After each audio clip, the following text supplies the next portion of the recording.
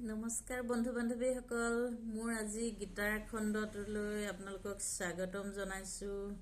নমস্কাৰ। সদায় বেলেগ বেলেগ মন্ত্ৰ এফাকে গাইছোঁ। আজি সৰস্বতী বন্দনাকে গাইছোঁ। বন্দে সৰস্বতী নিৰ্মল বৰ্ণেৰ বিচিজি পৰিচিত কুণ্ডলকৰ্ণে মালাপিণ্ডাৰঞ্জিতা পুস্তক হস্তে ভগৱতী ভাৱতী দেৱী নমস্তুতে। কৰাজ্ঞে বসতি লক্ষ্মী কৰ মধ্যে সৰস্বতী কৰ মূলেতো গোবিন্দ প্ৰভাতে কৰ দৰ্শনং সমুদ্ৰ বৰ্ষণ দেৱী পৰ্বত স্তন মণ্ডলে বিষ্ণু পত্নী নমস্তুভং পাদস্পৰ্শং ক্ষমস্মে। সঞ্জয়ে ধৃতৰাষ্ট্ৰক কৈ থকা কথাখিনিৰ কথা আপোনালোকক সদায় কৈ আছোঁ। আজি খণ্ডটো আজি শুনকচোন। যিটোৱে এই সমগ্ৰ দেহাটো বিয়পি আছে তাৰ কোনো বিনাশ নাই বুলি জানিবা। এই বিনাশ নোহোৱা আত্মাটোক ধ্বংস কৰিবৰ বাবে কাৰো সাধ্য নাই।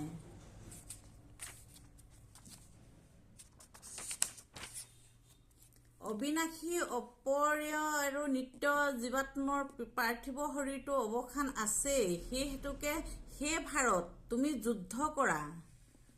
কৃষ্ণই ভাৰতক কৈছে, যিজনে ই আনক বধ কৰে বুলি জানে আৰু যিজনে ই নিহত হয় বুলি ভাবে, সেই দুয়োজনেই অজ্ঞানী। কিয়নো সি কাকো বধ নকৰে আৰু কাৰো দ্বাৰা সি নিজেও নিহত নহয়। আত্মাটো কেতিয়াও জন্মও নহয়, মৃত্যুও নহয়। ইয়াৰ কেতিয়াও জন্ম হোৱা নাছিল, বৰ্তমানেও জন্ম নাই আৰু ভৱিষ্যতেও জন্ম নহয়। আত্মা অজ, নিত্য, চিৰস্থায়ী আৰু আদিম।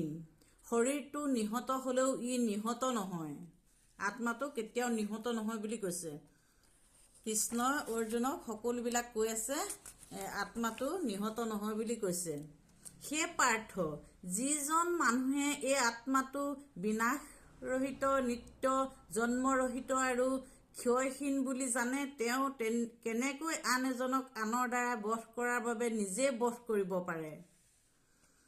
যেনেদৰে এজন মানুহে পুৰণি পোছাকযোৰ পৰিত্যাগ কৰি নতুন পোছাক পৰিধান কৰে, তেনেদৰে জীৱাত্মাটোৱেও বৃদ্ধ আৰু জৰাজীৰ্ণ হৈ পৰা শৰীৰবোৰ ত্যাগ কৰি নতুন পাৰ্থিৱ দেহহে ধাৰণ কৰে। কৃষ্ণই অৰ্জুনক বুজাই আছে, সকলোবিলাক কৈ পেলাই বুজাই আছে। মানে আত্মাটোক কেতিয়াও কোনো অস্ত্ৰই কাটি খণ্ড খণ্ড কৰিব নোৱাৰে, জুইয়ে পুৰিব নোৱাৰে, পানীয়েও তিয়াব নোৱাৰে বা বতাহেও শুকুৱাব নোৱাৰে। আত্মাটো এনেকুৱা বস্তু বুলি মানে অৰ্জুনক কৃষ্ণই চব কৈ আছে। আৰু জীৱাত্মাটোক ছেদন কৰিব নোৱাৰি, পুৰিব নোৱাৰি, তিয়াব নোৱাৰি বা শুকুৱাব নোৱাৰি। ই চিৰকলীয়া, ই সৰ্বত্ৰ বিৰাজমান, ইয়াৰ পৰিৱৰ্তন নহয়। ইয়াক যেনি তেনি নিব নোৱাৰি আৰু চিৰকাল একেদৰেই থাকে বুলি কৈছে। এই আত্মাটো অদৃশ্য, অচিন্ত আৰু বিকাৰবিহীন বুলি কোৱা হয়।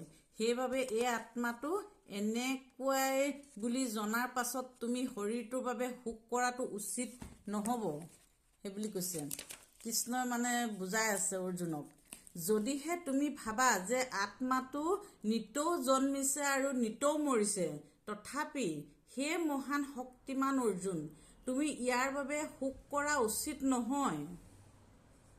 যিজন জন্ম হয় তেওঁ যে মৃত্যু হ'বই সেই কথা নিশ্চিত, আৰু যিজন মৃত্যু হয় তেওঁ আকৌ জন্ম ল'ব সেই কথাও নিশ্চিত। গতিকে তোমাৰ অনিবাৰ্য কৰ্তব্য পালনৰ ক্ষেত্ৰত তুমি শোক কৰাটো উচিত নহ'ব।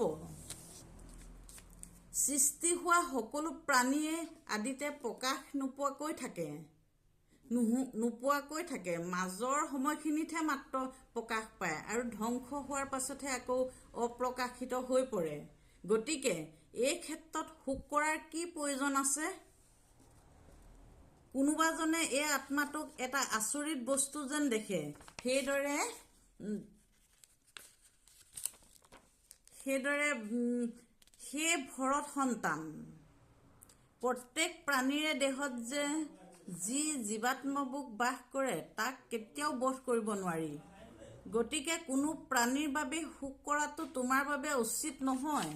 তেওঁলোকৰ বাবে শোক নকৰিবা, সেইটো শোক কৰাটো তোমালোকৰ উচিত নহয়। তোমাৰ ক্ষত্ৰিয় হিচাপে তোমাৰ নিৰ্দিষ্ট কৰ্তব্যৰ কথা বিবেচনা কৰি তুমি জনা উচিত যে ধৰ্মীয় নীতি অনুসাৰে কৰা যুদ্ধতকৈ তোমাৰ বাবে আন অধিক ভাল কাম আৰু একো নাই, সেয়েহে দ্বিধাবোধ কৰাৰ কোনো প্ৰয়োজন নাই। কৃষ্ণই অৰ্জুনক সকলো কথাবিলাক বুজাই আছে আৰু সঞ্জয়ে ধৃতৰাষ্ট্ৰক কথাবিলাক কৈ আছে। ঘৰতে সিংহাসনত বহি থকা ধৃতৰাষ্ট্ৰক সঞ্জয়ে কৈ আছে কথাবিলাক, আৰু এইপিনে অৰ্জুনক কৃষ্ণই সকলোবিলাক বুজাই আছে। সেই পাৰ্থ, সেইসকল ক্ষত্ৰিয় সুখী যিসকলৰ আগত এনে যুদ্ধ কৰাৰ সুবিধাটো নিবিচাৰাকৈ আহি উপস্থিত হৈ তেওঁলোকৰ বাবে স্বৰ্গীয় গ্ৰহবিলাকৰ দুৱাৰ মুকলি কৰি দিয়ে। কৰ্তব্য পৰিহাৰ কৰাৰ লগে লগে যোদ্ধা হিচাপে নিজৰ যশস্যাও হেৰুৱাব আৰু পাপহে আৰ্জি লোৱা হ'ব। মানুহবিলাকে চিৰকাল তোমাৰ অপযশৰ কথাহে ক'ব, আৰু সন্মতি ব্যক্তি এজনৰ বাবে অপযশ মৃত্যুতকৈও অধিক। কৃষ্ণই সকলোবিলাক বুজাই আছে। আৰু সেই মহাৰথীসকল যিসকলৰ বাবে তুমি বৰ প্ৰশংসাযোগ্য হৈ আছিলা, তুমি ভয়তে ৰণক্ষেত্ৰৰ পৰা আঁতৰি গৈছা বুলি ভাবিব আৰু তুমি লঘু হৈ পৰিবা। তোমাৰ শত্ৰুবিলাকে তোমাৰ শক্তি সামৰ্থ্যক নিন্দা কৰি তোমাৰ বাবে বহুতো নক'বলগীয়া বেয়া কথা ক'ব। তাতকৈ দুখৰ কথানো আৰু কি হ'ব পাৰে। নমস্কাৰ, আজি মোৰ ভিডিঅ'টো ইমানতে সামৰোঁ। ওম অসতো মা সৎগময়ং তমসো মা জ্যোতিৰ্গময়ং মৃত্যু মা মৃতংগময়ং। ওম শান্তি শান্তি শান্তি। ধন্যবাদ।